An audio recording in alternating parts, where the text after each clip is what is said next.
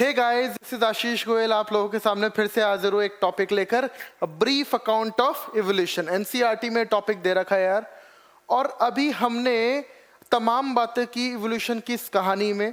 हम इस सफर में चले थे, स्टार्ट किया था ओरिजिन ऑफ यूनिवर्स से, देन ओरिजिन ऑफ लाइफ देखा। हमने बोला इवोल्यूशन हुआ है सर, सबूत दो, क्योंकि हम आंखों से तो नहीं देख पाएंगे, क्योंकि इवोल्यूशन तो बहुत सारे सालों में होने वाली एक प्रोसेस है। तो हमने सबूत दिया कि यार बड़े सारे डिफरेंट एविडेंसेस हमने पढ़े कि ये सारे सबूत हैं, इनके आधार पर हम बोल सकते हैं कि इवोल्यूशन की कहानी चली है, इवोल्यूशन तो हुआ है, प्रजातियों में, स्पीशीज में बदलाव आए हैं। फिर हमने कहा कि ये बदलाव किस वजह से आए हैं, क्यों आए हैं, नेचर कैसे सेलेक्ट करती है, ऐसे तमाम चीजें थी। इवोल्यूशन के कारण क्या रहे हैं, उन कारणों के लिए बहुत सारे लोग आए, बड़ी सारी थियरीज देकर गए। लेमार्क साहब आए, लेमार्क ने थियरी दी, है ना। फिर डार्विन की थियरी आई, फिर एकदम आपकी मॉडर्न थियरी आई, ऐसे थियरीज हम पढ़ने लगे। अब हम बात करने वाले हैं जो इवोल्यूशन हुआ है, जैसे प्रजातियां इवॉल्व की हैं बच्चों, ये इवोल्यूशन किन में कैसे कैसे हुआ है, प्लांट का इवोल्यूशन कैसे हुआ है, एनिमल का इवोल्यूशन कैसे हुआ है, उसकी एक छोटी सी झलक हम लोग देखेंगे आज। एनसीईआरटी के अंदर जितना दे रखा है उसको हम 100% कंप्लीट करने की पूरी कोशिश करेंगे। तो आप मानिएगा कि एनसीईआरटी का हर वर्ड को मैं यहाँ पर एक्सप्लेन कर दूंगा आप लोगों के। चलिए शुरू करते हैं बच्चों। Brief account of evolution. इससे पहले, जानने से पहले आपको एक छोटी सी चीज जाननी होगी एनिमल किंगडम की बारे में, उसके बाद आप ज्यादा बेहतर कर पाओगे। राइट, आपको पता है कि जो एनिमल किंगडम होता है ये मल्टी सेलुलर यूकैरियोट्स होते हैं, ये मल्टीसेलर यूकैरियोट्स होते हैं। तो बच्चों इसके अंदर ये आपका किंगडम है, क्या है जी, ये किंगडम। इसके अंदर बहुत सारे क्या होंगे, फाइलम्स होंगे। सर कौन कौन से, मैं बताता हूं। Porifera, Coelenterata, Ctenophora, Platyhelminthes, Ctenophora, Platyhelminthes, Aschelminthes, Annelida, Annelida, Arthropoda, Mollusca, Echinodermata. देखो आपका थोड़ा बहुत एनिमल किंगडम में रिवाइज हो जाएगा, साथ ही साथ हम इसके अंदर यहाँ पर थोड़ी सी जरूरत पड़ेगी आप लोगों को, नहीं तो टर्मिनोलॉजी और आगे की सीक्वेंस नहीं समझ में आएगी, इसलिए थोड़ा सा पहले बताया तो। फिर आता बच्चों आपका कॉर्डेटा, ये भी फाइलम है, सारे फाइलम्स हैं बच्चों, ठीक है। ये कॉर्डेटा आपका बड़ा फाइलम है, इसके अंदर क्या हुआ है, इसके अंदर से बड़े सारे चेंजेस हुए। कॉर्डेटा वो है जिनमें 4 कैरेक्टर्स होते हैं, नर्व कॉर्ड होती है, नोटोकॉर्ड होती है, फेरेंजियल गिल्सलेट्स होते हैं, ऐसे कैरेक्टर्स होते हैं। आप ऐसे याद रखो कि इनके अंदर नोटोकॉर्ड होती है। नोटोकॉर्ड एक rod like mesodermally derived structure है, हम ये बात एनिमल किंगडम के अंदर पढ़ लेंगे। नोटोकॉर्ड इनके अंदर प्रेजेंट होती है। तो ये नोटोकॉर्ड बेयरिंग एनिमल्स को हम कॉर्डेटा बोलते हैं। तो कुछ होते हैं प्रोटोकॉर्डेटा और कुछ होते हैं यूकॉर्डेटा, ठीक है जी। ये जो यूकॉर्डेटा है यही आपके वर्टिब्रेटा है, यही आपके वर्टिब्रेटा है, क्योंकि इसके अंदर ये नोटोकॉर्ड बदल जाती है, कन्वर्ट हो जाती है वर्टिब्रल कॉलम के अंदर, ठीक है जी, वर्टिब्रल कॉलम के अंदर। तो यहां पर इसके अंदर 2 चीज, इसके अंदर नोटोकॉर्ड प्रेजेंट है, नोटोकॉर्ड प्रेजेंट है, लेकिन ये नोटोकॉर्ड बदली नहीं। ये नोटोकॉर्ड ये कॉर्डेटा तो है लेकिन वर्टिब्रेटा नहीं है, क्योंकि इसके अंदर नोटोकॉर्ड वर्टिब्रल कॉलम में नहीं बदली। तो यहां पर 2 चीजें होती हैं, पहली यूरोकॉर्डेटा एंड दूसरी सिफेलोकॉर्डेटा, ठीक है जी, क्लियर। आप ध्यान से देखिएगा, इस यूकॉर्डेटा के अंदर यानी कि वर्टिब्रेटा के अंदर आपको देखने को मिलते हैं एक एग्नाथा, इसको हम जॉलेस फिशेस बोलते हैं या जॉलेस वर्टिब्रेट बोलते हैं बेटा, जॉलेस वर्टिब्रेट है, ठीक है। और एक होता है ग्नाथोस्टोमा, ग्नाथोस्टोमेटा। ये क्या होता है बेटा, इनके अंदर जबड़ा होता है, जॉ बेयरिंग होते हैं। तो सर जॉ बेयरिंग होंगे तो खाना वाना खा पाएंगे, बढ़िया खाना खा पाएंगे, खाना चबा पाएंगे, खा पाएंगे, और खा पाएंगे तो एनर्जी वगैरह अच्छी प्रोड्यूस कर पाएंगे। ठीक है, अब ध्यान से बनना, ये जो एग्नाथा होते हैं, ये एग्नाथा के अंदर साइक्लोस्टोमेटा आती है बेटा। इस ग्नाथोस्टोमा के अंदर दो सुपर क्लास है, पाइसेस और 4 पांव वाले टेट्रापोडा। ठीक है जी, ठीक है। और इन पाइसेस के अंदर दो क्लासेस होती हैं। ये पाइसेस आपकी सुपर क्लास है, ये टेट्रापोडा आपकी सुपर क्लास है। Pisces Tetrapoda super class. इसके अंदर दो क्लास, कौन सी? कॉन्ड्रेस्टाइस और ऑस्टिस्टाइस। ठीक है, और आपके टेट्रापोडा कौन है? एम्फीबियंस, रेप्टाइल्स, एव्स और मैमेलिया। ठीक है, और एव्स, रेप्टाइल्स से ही एव्स और मैमेलिया दोनों निकले हैं। Reptiles is the common ancestor for Aves and Mammalia. तो मेरे बच्चों, मैंने क्या बोला आप लोगों को, यहां से लेकर यहां तक की कहानी, यहां से लेकर यहां तक की कहानी, ये सब के सब इनवर्टिब्रेट्स हैं, सब के सब इनवर्टिब्रेट्स हैं। ठीक है जी, और ये आते हैं आपके, ये वर्टिब्रेट है। यानी कि यहां से यहां तक की कहानी, यहां से यहां तक की कहानी वर्टिब्रेट है। ठीक है, एकदम क्लियर समझ में आया आप लोगों को? अब ध्यान से समझते हैं आगे, अब इसको स्टार्ट करते हैं। तो भाई हमने क्या पढ़ा? अभी हमने क्या बातें की हैं? एनिमल किंगडम में Porifera, Coelenterata, Ctenophora, Platyhelminthes, Aschelminthes, Annelida, Arthropoda, Mollusca, Echinodermata, Hemichordata and Chordata. Chordata में बच्चों प्रोटोकॉर्डेटा और यूकॉर्डेटा। प्रोटोकॉर्डेटा में कॉर्डेट जो नोटोकॉर्ड है वो कन्वर्ट नहीं हुई वर्टिब्रल कॉलम में। तो इस प्रोटोकॉर्डेटा में दो आते हैं, यूरोकॉर्डेटा और सिफेलोकॉर्डेटा। जिनकी नोटोकॉर्ड टेल तक जाती है वो यूरोकॉर्डेटा, जिनके सिर में होती है वो cephalochordata. Cephalo term is use for head. ठीक है, फिर दूसरा आपका आता है यूकॉर्डेटा, जिसके अंदर जो है वर्टिब्रेटा। इसमें नोटोकॉर्ड आपकी वर्टिब्रल कॉलम में कन्वर्ट हो गई है, जिसमें सबसे पहले जॉलस वर्टिब्रेट एग्नाथा है और जॉ बेयरिंग आए, फिर ग्नाथोस्टोमा। एग्नाथा के अंदर साइक्लोस्टोमेटा आते हैं, यानी कि इनका माउथ सकिंग टाइप होगा, काट तो पाएंगे नहीं ना, जॉ है ही नहीं, जबड़ा ही नहीं है। इसका मतलब उसके बाद जो ये जॉ बेयरिंग आए, यहां से प्रॉपर खाने की शुरुआत हुई होगी, लेकिन हुई तब भी पानी में ही थी। सब ये पानी में रह रहे हैं, तो पाइसेस भी पानी में, एम्फीबियंस थोड़ा थोड़ा बाहर आने की कोशिश किया, रेप्टाइल चलो थोड़ा बाहर आया, फिर मैमल्स कंप्लीट लैंड पर आ गए, कुछ भाई वेल वगैरह आज भी पानी में। और दूसरी ब्रांच निकली बर्ड की, जो एरियल अडेप्टेशन है, हवा में रहते उड़ते हैं। बात समझ में आई आप लोगों को? अब इसके बाद मैंने बातें की brief account of evolution, NCERT माता है और उससे बाहर कुछ नहीं आता है। तो बच्चों एनसीईआरटी, ठीक है बच्चों, अब आपको यहां पर समझ में आना चाहिए कि पूरा अकाउंट इवोल्यूशन हुआ कैसे है। तसल्ली से इसको समझते हैं, ध्यान दीजिएगा। मैंने आप लोगों को बोला कि सबसे पहले यूनिवर्स का ओरिजिन हुआ 20 बिलियन ईयर्स पहले, फिर अर्थ बनी आपकी 4.5 बिलियन ईयर्स पहले। लाइफ के बनने की शुरुआत 4 बिलियन ईयर्स पहले हो गई थी, जबकि non cellular form of life बनी 3 बिलियन ईयर्स पहले, 300 मिलियन ईयर्स पहले, यानी कि 3 बिलियन ईयर्स पहले non cellular form of life बनी। मतलब सर कार्बोहाइड्रेट, प्रोटीन्स वगैरह के कुछ एग्रीगेट्स पड़े हुए थे, और उस टाइम पे वो एग्रीगेट्स से फर्दर क्या बने? इन एग्रीगेट्स से जो सब बने थे, इससे पहली फर्स्ट सेलुलर लाइफ बन गई। फर्स्ट सेलुलर लाइफ बन गई, यानी कि प्रोकैरियोट बन गए। कब सर?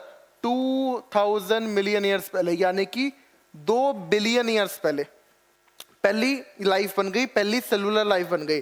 तो बच्चों एनसीईआरटी इसमें लिखती है कि सर ये कन्वर्जन कैसे हुआ? तो अभी तक ये कन्वर्जन हमें नहीं पता है, दिस इज नॉट नोन। ये कैसे non cellular form of life से पहली लाइफ कैसे बन गई, अभी तक नहीं पता चला है। बहुत सारे साइंटिस्ट म्यूटेशन और कॉम्प्लेक्सिटी का बढ़ना इसका रीजन दे देते हैं। चलिए हम बात करते हैं, सबसे पहले 2000 मिलियन ईयर्स पहले आपकी लाइफ आना स्टार्ट हुई, तब ये फर्स्ट सेलुलर लाइफ अपीयर हुई 2000 मिलियन ईयर्स पहले। अब ये जो लाइफ अपीयर हुई थी, इसके अंदर सबसे पहले आप लोगों के अपीयर हुए थे कौन? सबसे पहले अपीयर हुए थे कीमो हेट्रोट्रॉफ। कीमो हेट्रोट्रॉफी क्या करते थे, पानी में रहते थे और ग्लूकोज को खा के गुजारा करते थे। धीरे धीरे धीरे कर क्या हुआ, ग्लूकोज खत्म होने लगा, पानी के अंदर ग्लूकोज खत्म होने लगा। इन्होंने क्या किया, इन्होंने कहा कि ठीक है हम लोग कीमो ऑटोट्रॉफ बन जाएंगे, हम आयरन बैक्टीरिया बनेंगे, आयरन को कन्वर्शन करके वहां से जो एनर्जी मिलेगी उसको हम यूटिलाइज करेंगे। फिर जब वो भी खत्म होने लगी चीजें, तो फिर ये इन्होंने क्लोरोफिल डेवलप कर लिया और ये बन गए फोटो ऑटोट्रॉफ। फोटो ऑटोट्रॉफ जो कि H2S को यूज करते थे बच्चों, है ना, वाटर को यूज नहीं करते थे, ये H2S को यूज करते थे एज हाइड्रोजन डोनर। तो यहां पर ऑक्सीजन इवॉल्व नहीं होती थी, इसका मतलब ये एन ऑक्सीजनिक फोटोसिंथेसाइजर्स थे।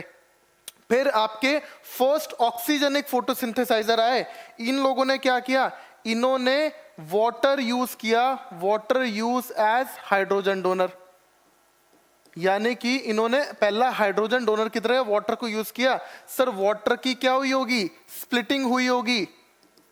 सर वाटर की स्प्लिटिंग कौन करेगा, सर पिगमेंट फोटो सिस्टम्स करेंगे। फोटो सिस्टम्स किस में प्रेजेंट है, पिगमेंट में, तो इसका मतलब यहां पर पिगमेंट डेवलप हुए होंगे। तो बच्चों यहां पर क्या हुआ, पिगमेंट डेवलप हुआ, पिगमेंट डेवलप हुआ, और उन पिगमेंट्स के अंदर क्या होते हैं, उन पिगमेंट्स के अंदर होते हैं फोटो सिस्टम्स।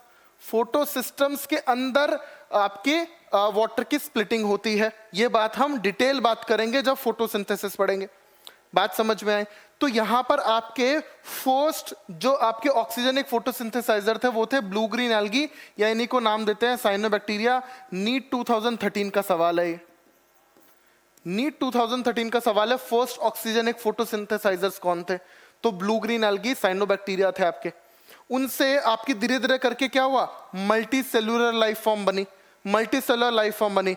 अब आपके जो इन्वर्टिब्रेट्स थे इस टाइम पर लगभग 500 मिलियन ईयर्स पहले ये इन्वर्टिब्रेट्स एक्टिव हुए, राइट।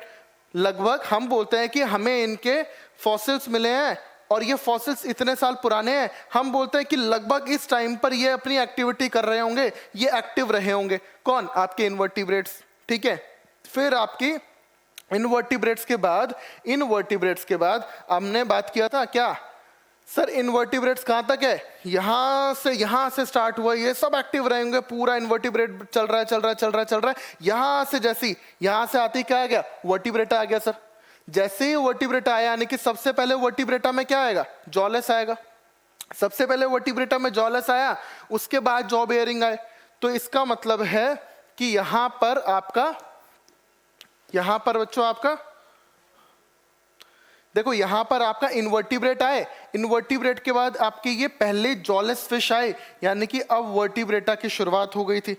ये वर्टिब्रेट्स आ चुके थे, कब आए बच्चों, ये आए लगभग 350 मिलियन ईयर्स पहले आए, 350 मिलियन ईयर्स पहले आपके जॉलेस फिश आ गई। सर एनिमल की बात कर रहे हो, थोड़ी प्लांट की बात कर लो, एनसीईआरटी बीच में घिचा पिचा के लिख देती है, बट 320 मिलियन ईयर्स पहले आपके सीवीड्स और कुछ प्लांट्स उसी टाइम पे डेवलप हो रहे थे। बात समझ में आई। हमें इसके भी कुछ फॉसिल्स देखने को मिले, इन प्लांट्स के हमें फॉसिल्स देखने को मिले हैं और हमें पता चला कि यहां पर भी डेवलप हो रहे थे। अब ध्यान से बना, जॉलेस फिश आ चुकी थी, अब किसका आना बाकी था, अब फिश का आना, प्रॉपर जॉ बेयरिंग फिश का आना बाकी था। अब हमारी जो फिश आई बच्चों, जो हमारी फिश आई वो कैसी थी, जॉ बेयरिंग फिश आई। अब इस फिश के हमने देखा स्टाउट और स्ट्रॉन्ग फिन्स प्रेजेंट थे, इसके अंदर स्टाउट और स्ट्रॉन्ग फिन्स प्रेजेंट थे। एक्चुअली जब फिश आई तो फिश के जो आप फिन्स देखते हो तो वो तो बहुत ही सॉफ्ट से फिन्स होते हैं, बहुत सॉफ्ट फिन्स होते हैं। लेकिन इन्होंने बोला कि हमें कुछ ऐसे फॉसिल्स मिले हैं जिसमें उनके विंग्स जो होते थे बड़े स्ट्रांग होते थे, बड़े स्ट्रॉन्ग फिन्स वाली फिश भी हुई थी। जब स्टार्टिंग में क्या था, स्टार्टिंग में एकदम सॉफ्ट फिन्स वाली फिश थी, धीरे धीरे करके वो पानी के बाहर आना चाहती थी, लाइफ पानी के बाहर आना चाहती थी। सब कुछ पानी में चल रहा है, अब लाइफ पानी के बाहर आना चाहती है, तो बाहर आने के लिए वो फिन्स को स्ट्रॉन्ग किया ताकि बाहर आ जाए। उन्होंने कहा कि देखो हमारे पास 1938 में बेटा 1938 के अंदर साउथ अफ्रीका में एक फिशरमैन ने एक फिश को निकाला। एक फिशरमैन ने बेटा क्या किया, फिश को निकाला, और वो फिश थी सीलाकैंथ।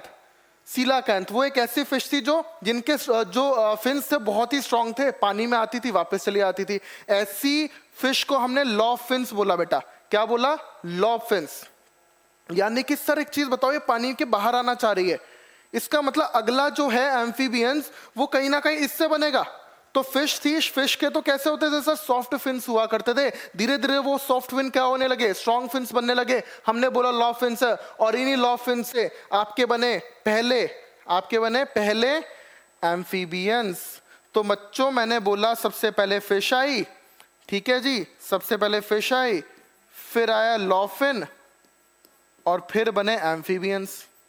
तो मैं बोल सकता हूं कि ये जो लॉफिन्स हैं, ये जो फिश हैं, ये वाली फिश इसकी कनेक्टिंग लिंक है किसकी? सर फिश की और एम्फीबियंस की। बिल्कुल बोल सकते हैं।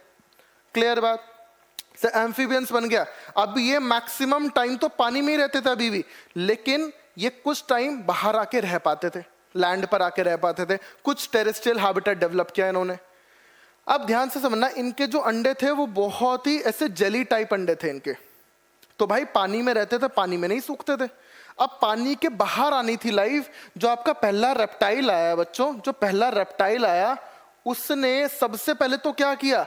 अपने जो एग्स थे इसके जो एग्स थे वो शेल्ड कर लिए, शेल वाले अंडे कर लिए, शेल्ड एग्स हो गए, क्योंकि ये लैंड पर रहते थे, लैंड पर अंडे दे रहे हैं। तो सर यहां पर इनके अंडे अगर शेल वाले नहीं होंगे तो सारा का सारा साइटोप्लाज्म वगैरह, सारा अंदर का योक वगैरह सब सूख जाएगा। तो यानी कि इनको एक ऐसी मोटी सी लेयर डेवलप करनी पड़ती थी ताकि अगर सन की रेडिएशन उसके ऊपर, सन की रेज उसके ऊपर अगर पड़े तो वो सूखे ना। इनमें नहीं सूख रही थी क्या? सर बिल्कुल नहीं सूख रही थी, क्योंकि ये तो पानी में रहते थे, ये ज्यादातर पानी के बाहर रहते थे। ये अपने अंडे पानी में दे रहे हैं, फ्रॉग अपने अंडे पानी में देता है, ठीक है, ये अपने अंडे बाहर लैंड पर दे रहे हैं। तो इनको ये सूख ना जाए, सीधा सन की रेस से सूख ना जाए, इन्होंने अपने अंडे में मोटी सी शेल लगा ली। तो यहां पे शेल्ड अंडे आना स्टार्ट हो गए, ठीक है। तो जो एम्फीबियंस आए थे वो कौन से एम्फीबियंस थे? आज की डेट के जो मॉडर्न एरा के, आज मॉडर्न डे के फ्रॉग और सैलामेंडर हैं, उन्हीं के एंसेस्टर्स रहे होंगे बेटा, ठीक है।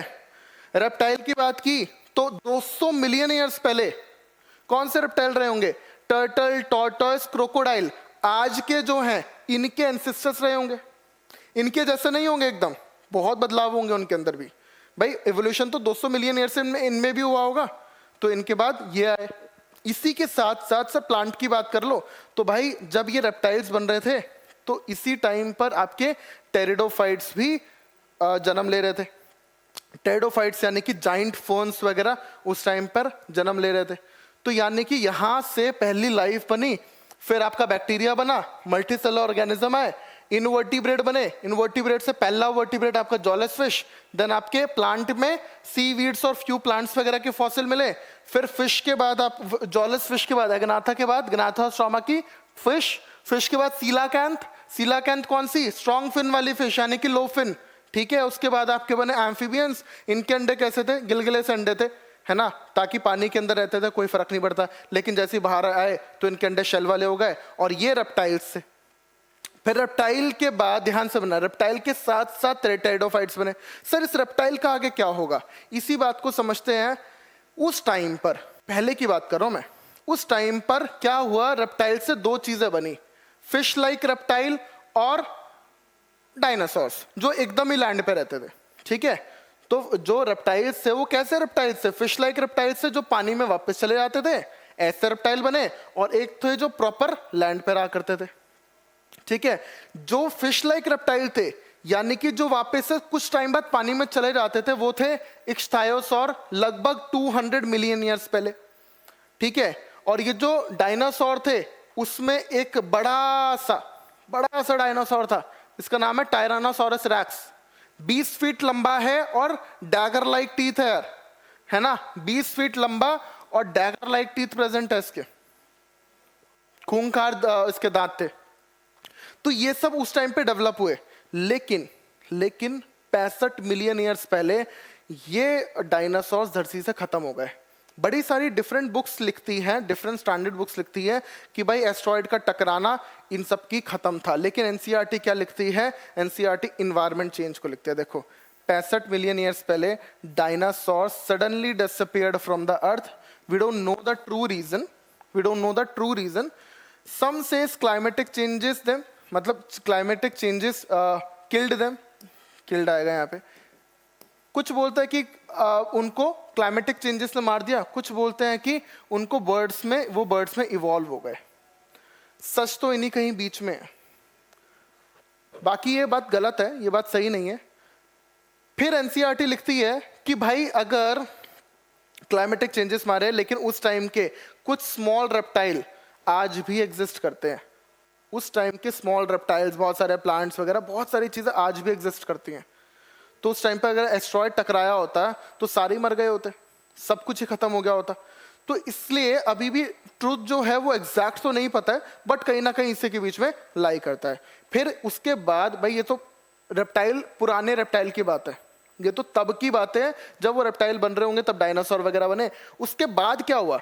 उसके बाद इन रेप्टाइल से क्या बोला मैंने, दो ब्रांच निकली, बर्ड्स और मैमल्स. देखो, एक तो आर्कियोप्टेरिक्स निकले और एक मैमल्स. आर्कियोप्टेरिक्स से बने बर्ड्स, है ना, आर्कियोप्टेरिक्स से बर्ड बने. यानी कि आर्कियोप्टेरिक्स जो थे, इनका कनेक्टिंग लिंक है किस किस का? इन दोनों के बीच का कनेक्टिंग लिंक है बेटा, इन दोनों के बीच का कनेक्टिंग लिंक है, इसका, रेप्टाइल का और बर्ड का. यानी कि इसके अंदर कुछ रेप्टाइल के फीचर भी है और कुछ बर्ड के फीचर भी प्रेजेंट है. It's a connecting link. तो बर्ड्स इवॉल्व हो गई, तो रेप्टाइल बना, आर्कियोप्टेरिक्स बना, बर्ड्स बना, बर्ड इवॉल्व, मतलब बर्ड में इवॉल्व हो गए. कैसा अडेप्टेशन? सर एरियल, हवा में उड़ने लगे. फिर बात की मैमल की, तो इन्होंने बोला कि पहले जो मैमल थे वो बहुत ही छोटे मैमल मिले. हमें जो फॉसिल मिले हैं वो एकदम छोटे, श्रू जैसे एनिमल्स से बेटा, है ना, ये श्रू जैसे एनिमल्स से एकदम छोटे एनिमल्स हैं, क्योंकि इनके जो फॉसिल्स मिले हैं वो स्मॉल साइज के फॉसिल मिले हैं.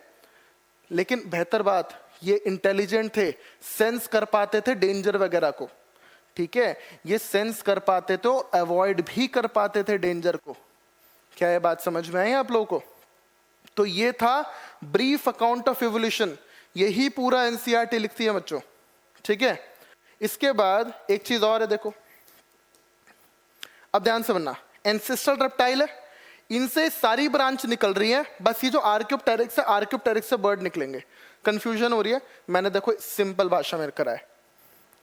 ये जो आपके थीकोडोंट है या एंसेस्ट्रल रेप्टाइल है, इससे स्टेगोसॉरस बने, स्टेगोसॉरस, देन ट्राइसेराटॉप्स. स्टेगोसॉरस की जो पीछे बॉडी थी ना, इस पे आर्मर्ड बॉडी थी, आर्मर्ड स्पाइनीड बॉडीड थी. देखो, आर्मर्ड स्पाइनीड बॉडीड, आर्मर्ड स्पाइनीड बॉडी थी. ठीक है, फिर ट्राइसेराटॉप्स देख रहे हो, 3 हॉर्न्स है, डायरेक्ट इससे बने. ट्राइसेराटॉप्स 3 हॉर्न है, 2 ऊपर 1 नाक पर. ठीक है, और फिर ये टेरानोडॉन्स बने. ये देखो, ये रे टेरानोडॉन्स, देखो इनके कितने बड़े बड़े पंख है जिससे उड़ते हैं, उनको बोलता है पटैजिया. तो दे फ्लाई विद पटैजिया. ठीक है जी. एक क्रोकोडाइल बना, बिल्कुल अलग. देखो क्रोकोडाइल बना, इससे बिल्कुल अलग. यहां से एक ब्रांच निकली आर्कियोप्टेरिक्स से बर्ड बने. तो नहीं, यानी कि ये क्या हो गए, connecting link between birds and reptiles. यहां पर ये एंसेस्ट्रल रेप्टाइल है. ठीक है जी. और एक बना आपका टेरानोसॉरस रैक्स और दूसरी ब्रांच निकली ब्रैकियोसॉरस. तो ये आपकी फैमिली है डायनासोर की. ठीक है जी. तो आप ये मानो कि सारे के सारे अलग अलग है, बट ये जो आर्कियोप्टेरिक्स है, आर्कियोप्टेरिक्स के ऊपर बर्ड्स आ जाएंगे, बाकी सब अलग अलग है. ठीक है ना, कोई एक दूसरे से नहीं मिलता, सारी अलग ब्रांचेज है. चलो, एक और एनसीईआरटी में दे रखा है ये चीज. आपको ये बताना है कि ए बी सी डी क्या है. पहले आपको मैं थोड़ा सा इजी वे में बता देता हूं. ये सब आप करोगे, इसके ये पीरियड्स, इसका टाइम स्केल याद करोगे, भाई बिल्कुल नहीं याद होगा. आप लोग क्या करो, इसको याद कम से कम याद करो, जरूरत नहीं है बहुत ज्यादा याद करने की, सवाल नहीं पूछा जाता है. स्टिल अगर आपको लगता है कि याद करना है तो ऐसे करो कि एंसेस्ट्रल रेप्टाइल जो है, ठीक है, उसमें सौरप्सिड है, पहली ब्रांच सौरप्सिड, दूसरी साइनेप्सिड. पहली सौरप्सिड, दूसरी साइनेप्सिड, पहली सौरप्सिड, दूसरी साइनेप्सिड. साइनेप्सिड से आगे बने पेलिकोसौर, देन थेराप्सिड, मैमल्स. एक ब्रांच निकल गई है भाई मैमल वाली अलग. साइनेप्सिड, पैलिकोसॉर, थेराप्सिड, मैमल्स। आपको ज्यादा भी याद रखना है तो आप ऐसे याद रखो कि ये साइनेप्सिड से मैमल्स बने हैं, ठीक है ना। ये वाली याद कर लो, इसको बहुत नहीं भी करोगे तो चल जाएगा। फिर क्या हुआ, यहां पर कोई कॉमन रहा होगा जिससे ये निकला और ये निकला, सौरभसिड। फिर सौरभसिड से एक टर्टल वाली अलग निकली है, टर्टल वाली अलग निकली और एक ब्रांच अलग निकली। फिर यहां से इस ऑर्गेनिज्म से ये थीकोडोंट निकले और ये ऊपर चली गई। फिर इस ऑर्गेनिज्म से टुआटारास निकले, ये ऊपर चले गए। फिर इस पॉइंट से ये स्नेक्स निकले, ये ऊपर चले गए, लेजर्ड। तो भाई आप ऐसे बोल सकते हो कि देखो, बहुत इजी बताता हूं आप लोगों को। क्या आपको याद रखना है कि पहला ये जो एंसेस्ट्रल रेप्टाइल है इससे ये निकला और ये निकला, ठीक है जी, ठीक है ना। पहले इससे ये निकला और ये निकला। फिर आपको ये देखना है कि इससे ये सारे निकले, फोर्थ, और इससे बने मैमल्स, फिफ्थ। ये याद रखिए, ऐसे याद रखिए, बहुत ज्यादा याद करने की जरूरत नहीं है आप लोगों को, ठीक है। हमारे पास फिजिक्स केमिस्ट्री बहुत सारा है करने को। तो चलो अब बात करते हैं बेटा जी कि कैसे चीजें इवॉल्व की हैं, है ना। एनसीईआरटी की ये वाली जो 7.9 फिगर है ना, ये दुख देने वाली फिगर, इसको थोड़ा सा समझने की कोशिश करते हैं। जितना बताऊंगा अगर उतना याद हो गया तो मोर देन इनफ है, आप लोगों को उसके बाद कुछ नहीं करना। तो मेरे बच्चों, सबसे पहले इस धरती के जियोलॉजिकल टाइम स्केल्स बनाए गए हैं। हमने क्या बोला कि उस टाइम का युग ये रहा होगा, कलयुग, है ना। कलयुग जैसे अभी चल रहा है, द्वापर युग, ऐसे डिफरेंट डिफरेंट युग थे, उन्हीं को हम एरा बोलते हैं। एरा के अंदर हम बांट देते हैं उनको पीरियड्स में। अगर उस पीरियड में ही बहुत ज्यादा कुछ हो रहा है, अब मैंने बोला कि पीरियड के अंदर डायनासोर भी बने, उस पीरियड के अंदर आपके मैमल्स भी बने, रेप्टाइल्स भी बन गए, बर्ड्स भी बने, बहुत कुछ हो रहा है। तो मैं बोलूंगा कि उस पीरियड के स्टार्टिंग में ये बना, उस पीरियड के एंड में ये बना, उस पीरियड के मिड से थोड़ा सा नीचे ये बना। कंफ्यूजन हो रही है ना। अब मैंने क्या किया, उस पीरियड को 4 इपॉक में बांट दिया। इपॉक, पहले इपॉक में ये बना, इस पीरियड के दूसरे इपॉक में ये बना, इस पीरियड के तीसरे इपॉक में ये बना, इस पीरियड के, ऐसे ही चीजों को बांटा जाता है। पहले एरा, एरा के अंदर पीरियड, पीरियड के अंदर इपॉक। हमें इपॉक के लेवल पे जाने की जरूरत नहीं है। इपॉक को मतलब इपॉक के लेवल पे आपको बिल्कुल नहीं जाना है, ठीक है। तो ध्यान से समझते हैं कि एनिमल का एवोल्यूशन कैसे और प्लांट का एवोल्यूशन किस प्रकार हुआ है। तो ध्यान दो, सबसे पहले एजोइक एरा, इस टाइम पे कोई लाइफ नहीं है भाई। ए का मतलब ही क्या है, एजोआ, देयर इज नो लाइफ। फिर आपके आर्कियोजोइक, यहाँ पे प्रिमिटिव लाइफ आई थी भाई, ओरिजिन ऑफ लाइफ हुआ था, यहाँ पे लाइफ ओरिजिनेट होना स्टार्ट हुई, ठीक है। Then Proterozoic era, Proterozoic era के अंदर आपके इनवर्टिब्रेट्स बने थे, यानी कि कब, 500 मिलियन ईयर्स पहले की बातें कर रहे हैं। इनवर्टिब्रेट्स सब एक्टिव रहे होंगे। अब ध्यान से बनना, अब आया पैलियोजोइक एरा। पैलियोजोइक एरा के अंदर 5 पीरियड्स हैं। कैम्ब्रियन पीरियड, सबसे पहला जो पीरियड है वो कैम्ब्रियन है। तो इस कैम्ब्रियन पीरियड से पहले का जो पीरियड है सारा प्री कैम्ब्रियन पीरियड। हमें प्री कैम्ब्रियन पीरियड को बहुत ज्यादा नहीं जानना है, हम कैम्ब्रियन पीरियड की बात करते हैं। Cambrian period, Silurian, Devonian, Carboniferous और पर्मियन, ये 5 पीरियड है इसमें। कैम्ब्रियन, सिलूरियन, डिवोनियन, कार्बोनिफेरस और पर्मियन। इसमें समझते हैं हुआ क्या।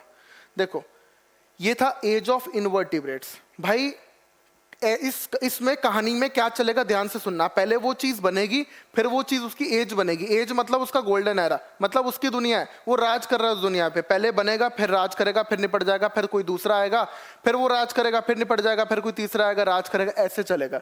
तो इन्होंने यहाँ पे फॉर्म हो गए, इन्होंने यहाँ पे राज किया, इनवर्टिब्रेट की दुनिया थी।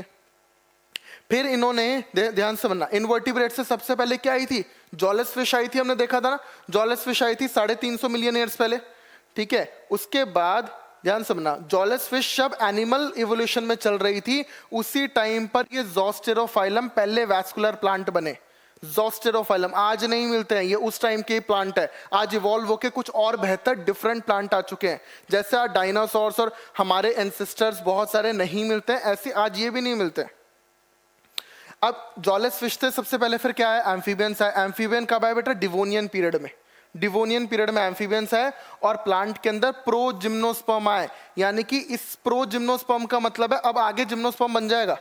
प्रो मतलब पहले, जिम्नोस्पर्म से पहले वाली स्टेज को प्रो जिम्नोस्पर्म्स बोलते हैं।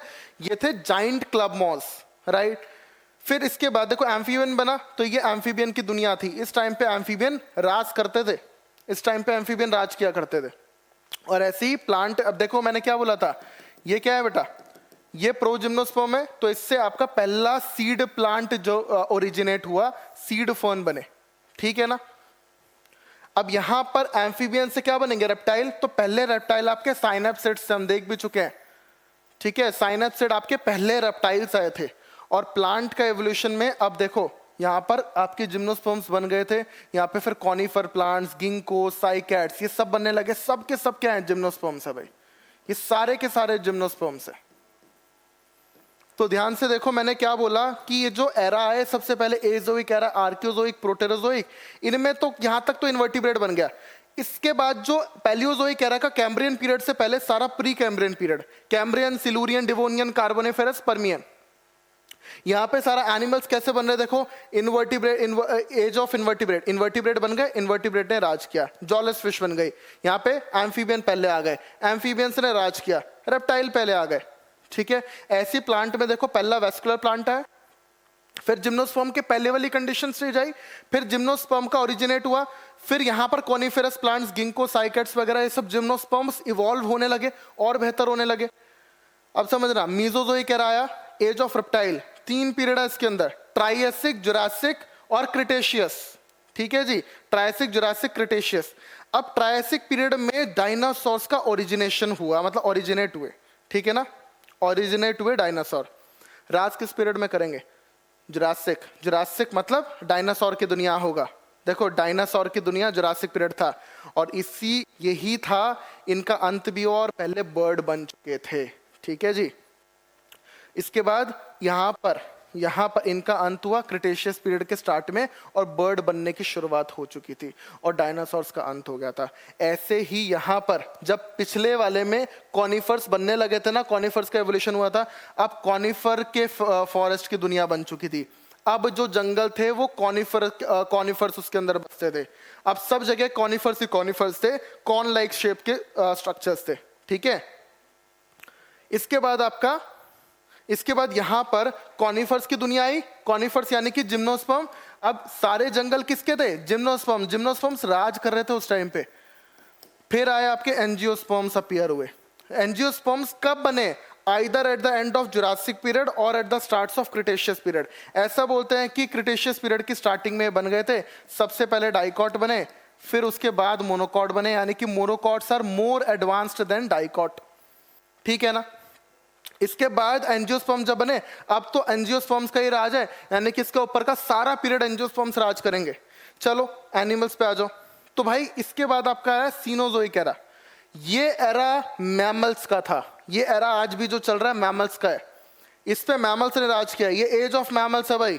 इससे पहले रेप्टाइल्स राज करते थे, एज ऑफ रेप्टाइल था। क्यों, because of their size and shape की वजह से ये डोमिनेट करते थे उस टाइम पर, इनका डोमिनेशन था, ठीक है। लेकिन आज तो हम यानी कि मैमल्स राज करते हैं। 2 पीरियड है इसके अंदर, टर्शरी पीरियड और क्वाटरनरी पीरियड, ठीक है ना। टर्शरी पीरियड के अंदर अब देखो, अब यहां से डायनासोर्स, रेप्टाइल्स, बर्ड वगैरह इवॉल्व हो गए, अब मैमल्स इवॉल्व हुए, और क्वाटरनरी पीरियड में मैन इवॉल्व हुए। हम देखेंगे यहाँ पे मैमल्स इवॉल्व हुए, और इसी के साथ यहाँ पर जो एंजियोस्पर्म इवॉल्व हुए थे, अब एंजियोस्पर्म्स की दुनिया बनी। अब एंजियोस्पर्म का गोल्डन पीरियड है, एंजियोस्पर्म्स राज कर रहे थे इस टाइम पे। यहाँ पर बन गया बेटा मैन, पापी ह्यूमन बन चुका है यहाँ पे। अब ये बहुत कुछ करेगा, ठीक है जी। तो यहाँ पर ये पूरे स्ट्रक्चर्स, आज एंजियोस्पर्म्स की दुनिया चल रही है। अब राज इस धरती के ऊपर राज एंजियोस्पर्म्स करते हैं, ठीक है जी। तो यहाँ पर ये जो स्ट्रक्चर्स हैं, देखो आपको बता रखा है कि यहाँ पे जुरासिक क्रिटेशियस पीरियड के स्टार्ट में जो है, क्रिटेशियस पीरियड के स्टार्ट में यहाँ पर एंजियोस्पर्म्स ओरिजिनेट हुए, यहाँ पर सीड फर्न्स आ गए, यहाँ पे प्रो जिम्नोस्पर्म डिवोनियन पीरियड में आ गए।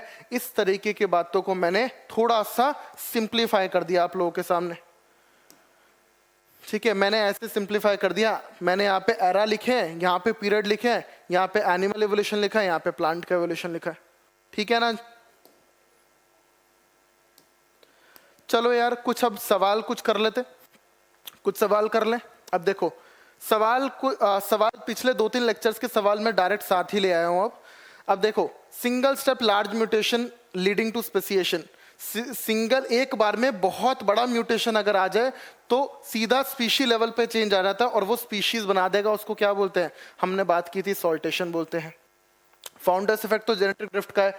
ब्रांचिंग डिसेंट्स, डार्विन ने 2 की कॉन्सेप्ट दिए थे, ब्रांचिंग डिसेंट्स और नेचुरल सिलेक्शन, ठीक है ना।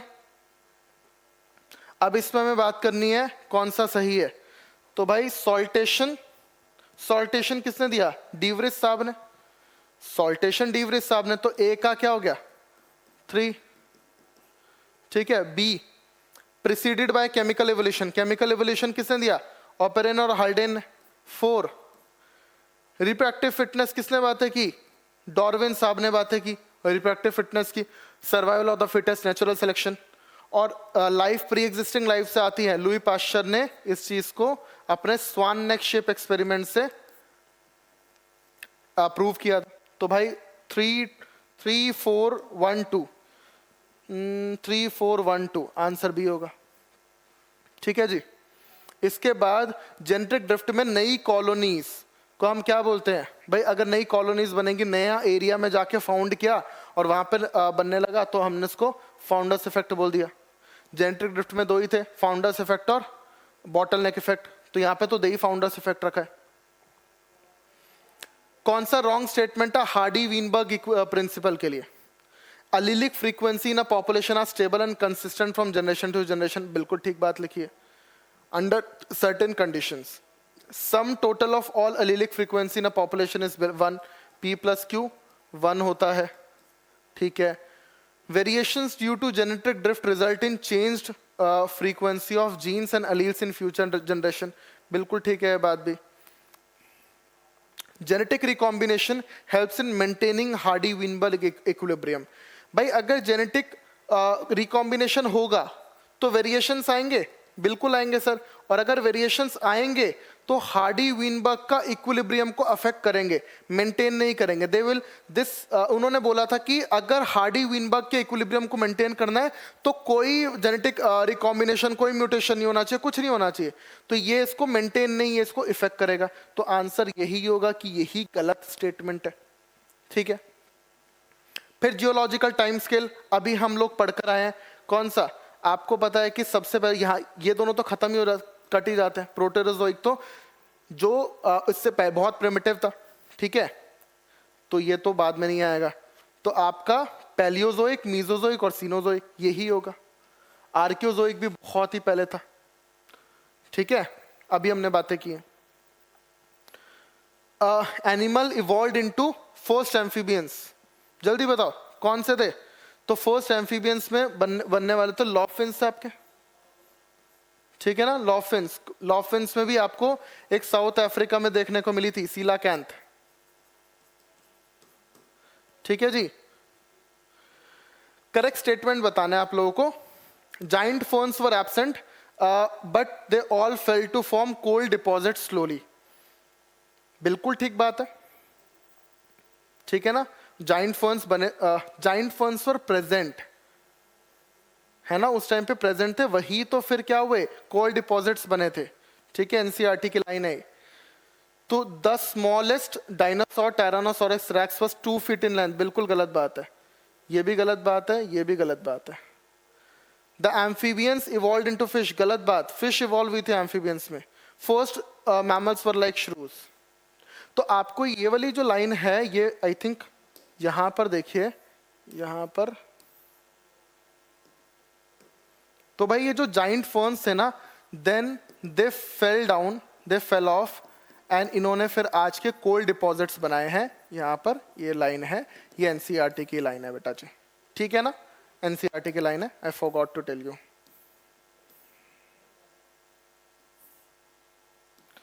इसके बाद ये क्वेश्चन आता है, in which era invertebrates were formed.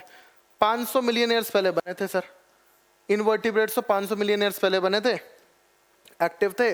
और 350 मिलियन ईयर्स पहले पहला जॉलेस फिश आ गई थी। इस टाइम पे क्या थे, जॉलेस फिशेज आ गई थी, ठीक है, 320 मिलियन ईयर्स पहले कुछ आपके जाइंट फर्न्स और कुछ प्लांट्स देखने को मिले थे, और इस टाइम पे आपके रेप्टाइल्स आ गए थे, ये हमने पढ़ा है ना।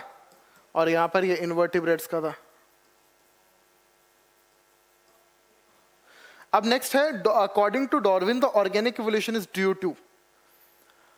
अच्छा, ऑर्गेनिक इवोल्यूशन देखो, ये ना आपकी एनसीईआरटी लिखती है आपकी इकोलॉजी में। डार्विन के अकॉर्डिंग ऑर्गेनिक इवोल्यूशन जो हुआ है वो इंटरस्पेसिफिक कंपटीशन की वजह से हुआ है। ये बात इकोलॉजी में लगती है कि interspecific competition is the most potent force for organic evolution. ठीक है, डिफरेंट डिफरेंट स्पीशीज, देखो आपस में स्पीशीज में एक ही स्पीशी के मेंबर में जो जीता वो राजा, बट जब डिफरेंट डिफरेंट स्पीशीज आ गई फिर उनमें से जो जीतेगा वो सबसे अल्टीमेट राजा होगा, वही आगे लेकर जाएगा, वही सरवाइव करेगा। इसका मतलब है वही ऑर्गेनिक इवोल्यूशन में ही पार्ट लेगा। ठीक है जी। Variation caused by mutation as proposed by Hugo de Vries are क्या थे? रैंडम और डायरेक्शनलेस थे। कोई डायरेक्शन नहीं थी उनकी, रैंडम थे और डायरेक्शनलेस थे। ठीक है। स्मॉल गलत, बहुत बड़े थे। स्मॉल फिर गलत, बहुत बड़े वेरिएशंस थे। रैंडम एंड डायरेक्शनल, डायरेक्शनल तो जेनेटिक रिकॉम्बिनेशन थे, डार्विन साहब के थे। The tendency of population to remain in genetic equilibrium may be disturbed by Hardy-Weinberg equilibrium। किससे डिस्टर्ब हो सकता है? तो उन्होंने कहा रैंडम मेटिंग होनी चाहिए, उन्होंने कहा था होनी चाहिए अगर मेंटेन रखना है तो। सेक्सुअल सिलेक्शन नहीं होना चाहिए, रैंडम मेटिंग होनी चाहिए। लैक ऑफ माइग्रेशन, बिल्कुल ठीक है, कोई माइग्रेशन नहीं होना चाहिए, म्यूटेशन भी नहीं होना चाहिए। Lack of random mating, no, random mating होनी चाहिए। सेक्सुअल सिलेक्शन नहीं होना चाहिए, बात उन्होंने बोली थी। फिर हमने बात की जेनेटिक ड्रिफ्ट ऑपरेट होता है किसमें भाई? छोटी पॉपुलेशन, छोटी स्मॉल आइसोलेटेड पॉपुलेशन में। ठीक है ना। Artificial selections to obtain cow yielding milk high milk output represents. तो भाई इसमें ये आपको पूछ रहा है कि कौन सा सिलेक्शन है, कौन सा नेचुरल सिलेक्शन है। तो नेचुरल सिलेक्शन हमने 3 टाइप्स के पढ़े हैं। पहला है आपका स्टेबलाइजिंग, दूसरा है डायरेक्शनल, तीसरा है डिसरप्टिव। भाई अगर ध्यान समझना, अगर ये होगा कि भाई हम लोग क्या कर रहे हैं आर्टिफिशियल सिलेक्शन में, आर्टिफिशियली सिलेक्ट करके धीरे धीरे करके एक डायरेक्शन में लेकर जा रहे हैं चीजों को कि अब हमें वो काऊ चाहिए होंगी जो हाई मिल्क यील्डिंग है ना, जो हाई बहुत ज्यादा मिल्क प्रोड्यूस करती है वो काऊ। तो हमने इसको शिफ्ट किया, धीरे धीरे शिफ्ट करके एक डायरेक्शन में शिफ्ट कर दिया। जरूर ये ह्यूमन करा रहा है, एंथ्रोपोजेनिक एक्शन से हो रहा है, बट हो तो रहा है। तो यानी कि डायरेक्शनल होगा। पहली बात तो डायरेक्शनल का एक ही है, देखो लिखा भी है directional as it pushes the mean of character in one direction.